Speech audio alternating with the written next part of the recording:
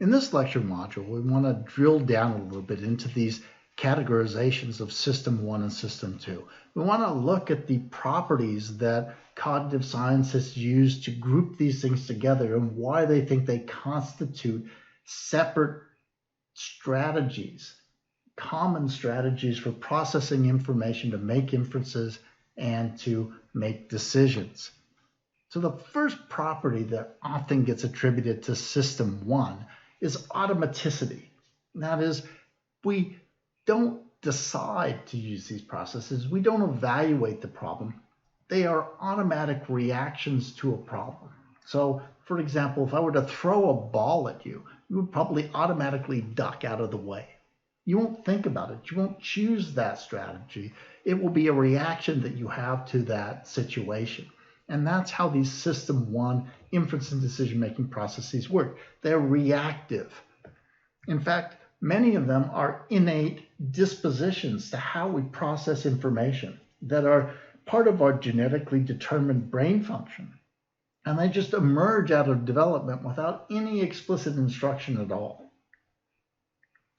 Now, that isn't the only way to get automaticity.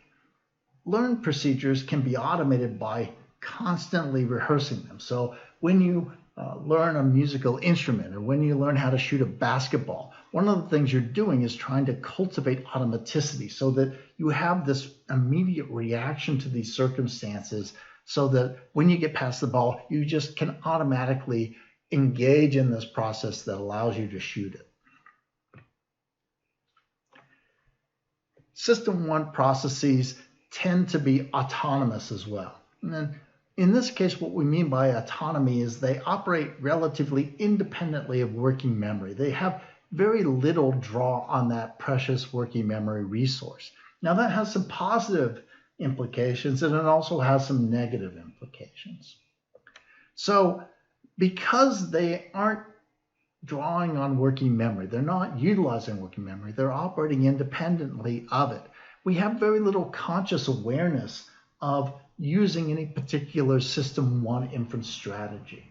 So one way to think about this is when we recognize objects, our brain engages in a number of really complex inferences where it extracts information about edges from the visual array and it groups those edges into objects. And all of this is going on unconsciously. We have no awareness that we do this. And if we're asked how it is we recognize objects, we're not going to say that we compute the second derivative of the Gaussian function, right?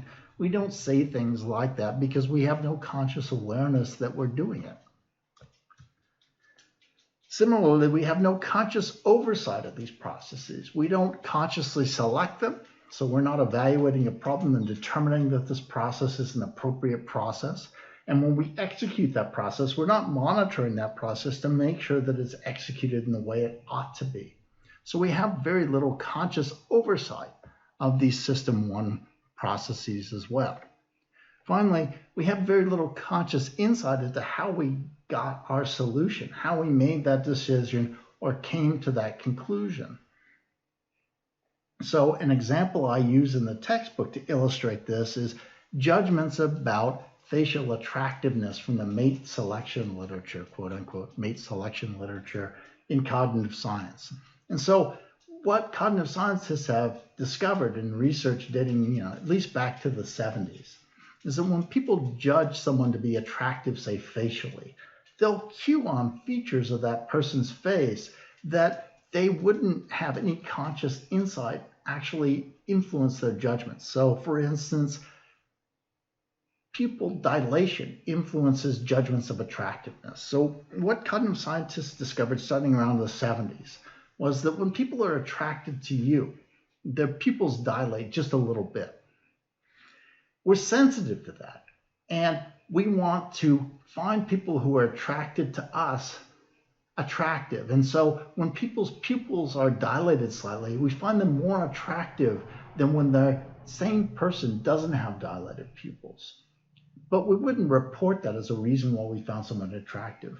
And there are a number of other very important features that determine a lot of facial attractiveness that we wouldn't report, like symmetry of facial features. Facial features that are gender specific and have to do with, say, for instance, in utero testosterone levels in men, right? So we wouldn't cite things like that. We wouldn't say, I found the person to have very symmetrical features centered around the hairline, and we just wouldn't say those things because we're not aware that we're using that information at all. So those are all potentially problematic aspects of autonomy. But one of the nice benefits of autonomy is because we're not dependent upon working memory and working memory capacity, performance using these System 1 inference and decision-making strategies is largely independent of fluid intelligence. So people perform about the same using these System 1 inference and decision-making processes, regardless of how intelligent they are. The next feature of System 1 inference and decision-making strategies, they tend to be highly contextualized. They tend to be very concrete. The information that's salient is the information about the problem in the specific version and the specific context in which we discover it. So we are solving problems about oranges, not about fruits, or not about the things that biologists identify as fruits. So we rely on content and context very heavily. That information is important to us. Underlying structural features of the problem are relatively unimportant to System 1 inference and decision-making strategies. Another feature often cited as definitive of System 1 strategies is that they tend to operate associatively and in parallel. So they process large amounts of information, and they do so by making associations from experience. So I think the example that I use in the textbook is looking for a present for your mom. You make a bunch of judgments about whether or not your mom would like this or like that. How do you do that? What's the basis of that? Well, it's based on the associations that you have between the things that your mom likes and the things that she doesn't like. And you process that information largely automatically all at once. Other things that cognitive psychologists and cognitive scientists often attribute to System 1. System 1 processes tend to be fast because they're automatic, because they're operating in parallel, because they don't have the resource limitations associated with working memory. They also tend to process larger and more complex bodies of information. So visual processing is a nice example of this. Our visual system processes all the information that comes into both of our eyes all the time, processing it in parallel, drawing out associations very quickly, even though that information is complex and there's large amounts of it. So in the next module, we'll look at System 2 processes and the sorts of properties that are definitive of System 2 as opposed to System 1. And then we'll try and look at the interactions between System 1 and System 2 in real life problem solving and decision making.